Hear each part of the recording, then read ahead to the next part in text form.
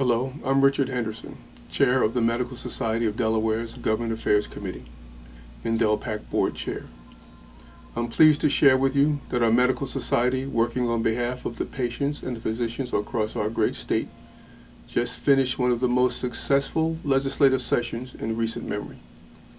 When the 148th General Assembly adjourned in the early morning hours of July the 1st, we saw the passage of the Medical Society of Delaware's signature bill, addressing the challenges of the prior authorization process. We've called this the hassle factor. We also worked shoulder to shoulder with the leadership of the Delaware Academy of Ophthalmology to successfully defeat an aggressive expansion of scope of practice proposed by the optometrist. The final legislation retained a strong statutory structure for the practice of optometry, prohibits surgery, while still modernizing the statute to reflect the current practice of optometry. Our medical society was also instrumental in encouraging the General Assembly to restore critical funding for the current medical students in the Essential Dimer program. During the last legislative session, the Government Affairs Committee was also actively involved with a number of other bills related to health care coverage across the state. For a complete list of those bills, I would encourage you to visit the Medical Society of Delaware's webpage and view the content under the Government Relations tab. I'm sure that you will find this information to be very informative, and I think you'll also agree that we've generated significant momentum and had some significant gains. However, we still have more work to do when the General Assembly convenes in January of 2017. Many of the bills that we worked on over the past 2 years will require longer conversations with our elected officials. Those conversations will receive more attention and be heard more clearly if our Political Action Committee, or DELPAC, is also actively engaged. The 2016 political season is upon us, and the candidates elected in this year will set policy that will impact both our patients and our profession. In addition to electing a new president, Delaware will also elect a new congressman, governor, lieutenant governor, and insurance commissioner.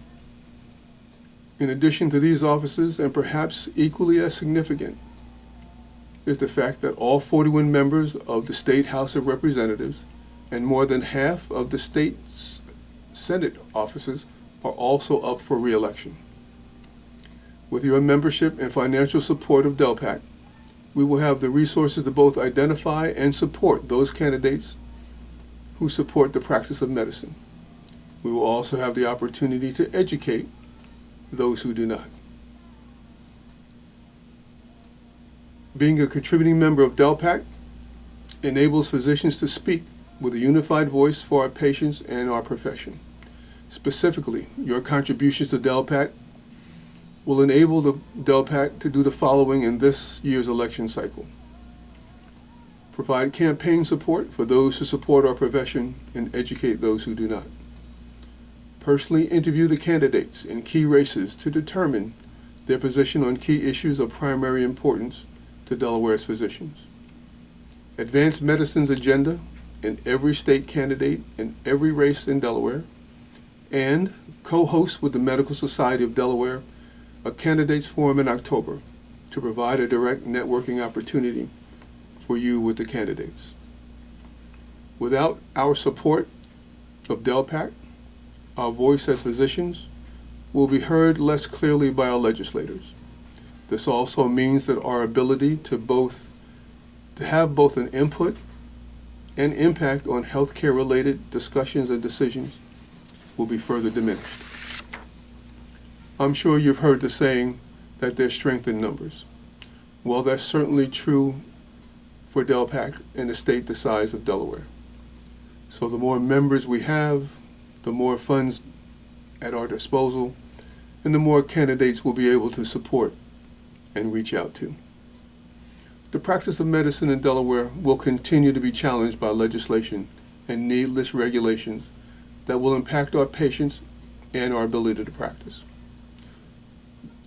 Those leading these challenges will be both well-funded and well-prepared.